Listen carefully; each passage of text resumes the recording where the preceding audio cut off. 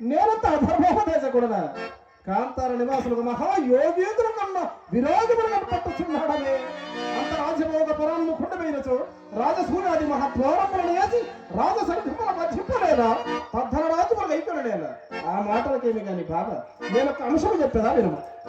ధర్మ వ్యతిరేక్తము కాకుండా వినియదా? ధర్మములగారెట్టిది శాస్త్ర దోష్యము లోక విరుద్ధము కానిది ధర్మము. లోకాచారములకు ధర్మములకు సంబంధం లేదే.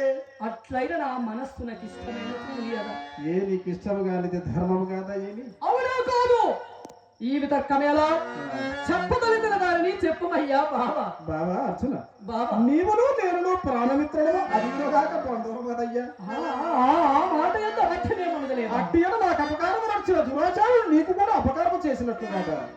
నాకచిన నాగముల అవమానమ సంఘటన నాటి నీకు సంప్రాప్తమైనట్లుగా సమస్త విషయములందు నేనేమో నీ కార్యములను ఆవిగా భావిస్తుందా నీకు చేయవచ్చున.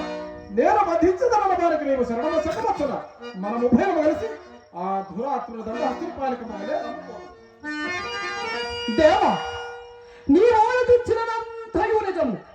కానీ అధర్మం వలన నేను భయపడుచున్నానయ్యా, భయపడుచున్నాను. నీకట్టి భయం వలన పార్థ నేను నీకు వయోజ్యేష్ఠుడు.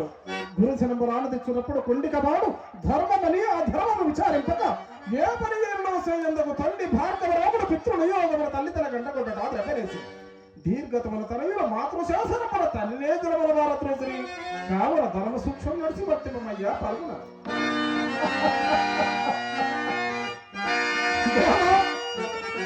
ధర్మ నిరతులు ఎందరెందరో ఉండగా అధర్మ నిరతులనే ఉదాహరణగా కొననేలనయ్యా అని నమాతను తప్పుట అనుచితంబని కదా దశరథేశుడు కాల ధర్మము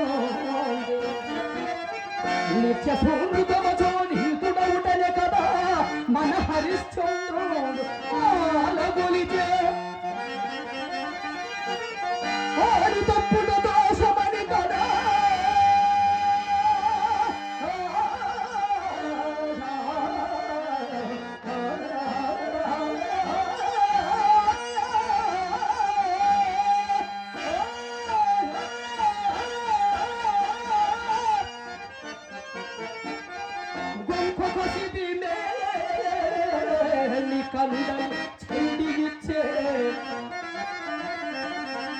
సత్యవాకాల నా శక్తి కలుగుట కదా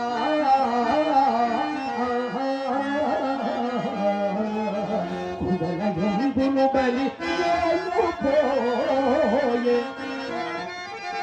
అంత దూరం